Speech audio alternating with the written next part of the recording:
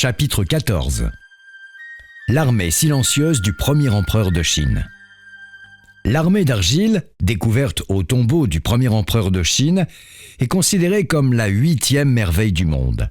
Ce patrimoine est aussi le témoin de la culture de la Chine ancienne. La découverte des guerriers d'argile. Au printemps de 1974, les paysans d'un village de Xieyang, un canton de la province de Shaanxi, trouvèrent, en creusant à puits, quelques débris de terre cuite. Ces morceaux laissant deviner des figures humaines et des animaux les intriguèrent fortement, et ils avertirent les autorités. Lors des fouilles des archéologues, une armée de soldats endormis depuis plus de 2000 ans surgit de terre. Un gigantesque musée militaire souterrain vit le jour. L'endroit où les paysans ont fait leur première découverte est baptisé la fosse numéro 1. D'une superficie de plus de 14 000 mètres carrés, elle est la plus grande des 4 fosses et abrite une infanterie armée avec des soldats de taille réelle. Dans une galerie transversale antérieure, se déploie l'avant-garde sur 3 rangs, comptant chacun 70 soldats commandés par un officier. Le corps principal de la troupe est composé de 38 colonnes de soldats, plus de 6 000 au total, disposées sur 180 mètres, le tout formant un carré. Ces guerriers armés portent une armure. Leurs armes, comme leurs armures, sont authentiques. 2 files de garde sur les flancs comptent chacune 180 fantassins, renforcés par 32 chevaux de terre cuite, divisés en 8 groupes de 4 et attelés de chars en bois. C'est la seule troupe qui reproduit en entier une formation de combat. Les fosses numéro 2 et numéro 3 ont été repérées toutes les deux durant l'été 1976. La partie de la fosse numéro 2 est occupée par un groupe de 60 archers en position debout. Au centre du carré se trouvent 8 colonnes de 160 archers à genoux, tous d'une beauté vigoureuse. Parmi eux, cette figure souvent reproduite d'un archer bandant son arc.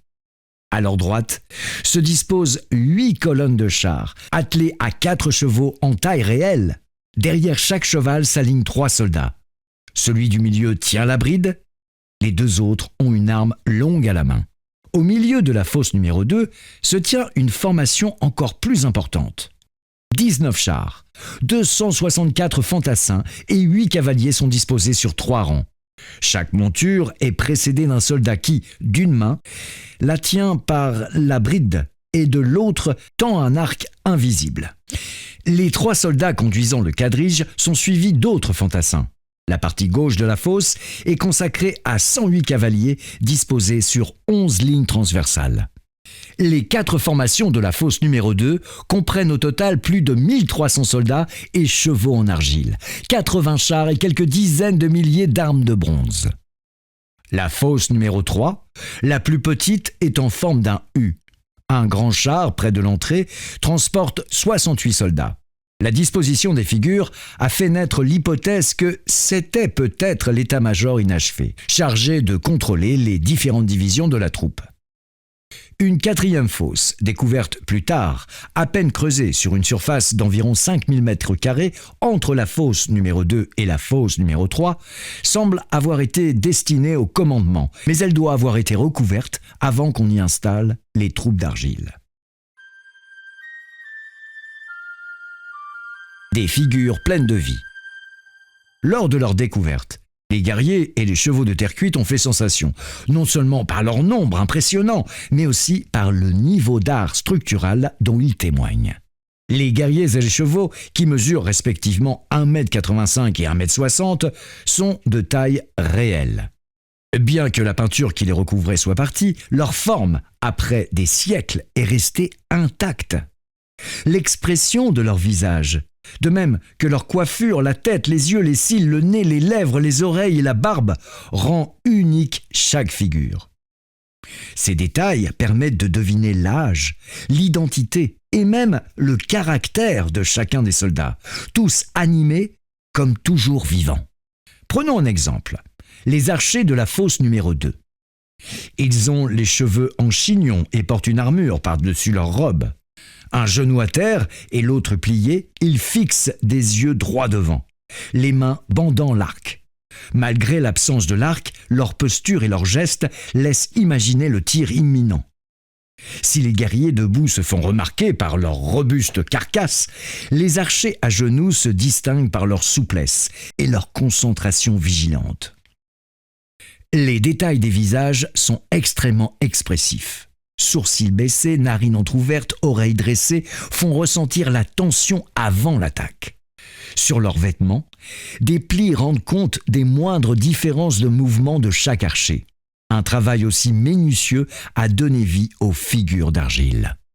Les 600 chevaux répartis dans les 3 fosses sont affectés à des usages différents. Certains servent de monture aux cavaliers, d'autres à l'attelage des chars. Ces statues sont encore plus remarquables que celles des guerriers. Dans la fosse numéro 2, un cheval de taille réelle est tenu par un cavalier. C'est une figure simple et sobre où le cheval incarne la force tranquille avec ses 4 jambes énergiques, sa crinière dressée et la pointe de sa queue légèrement relevée. La sculpture nous permet d'admirer tous les muscles de son corps, son ventre serré, sa tête haute, ses oreilles vigilantes. La tête de ce cheval est particulièrement réussie. Les coups de ciseaux y ont laissé des traces farouches, sans pour autant perdre le contrôle de la perfection. Le museau, avec ses narines et ses lèvres légèrement ouvertes, ainsi que les yeux écarquillés, sont très expressifs. Grâce à une représentation fidèle à la réalité et sensible à l'expression, aux gestes et aux mouvements, l'armée d'argile du tombeau du premier empereur de Chine nous permet d'apprécier le niveau qu'avait déjà atteint l'art chinois de la sculpture il y a plus de 2000 ans.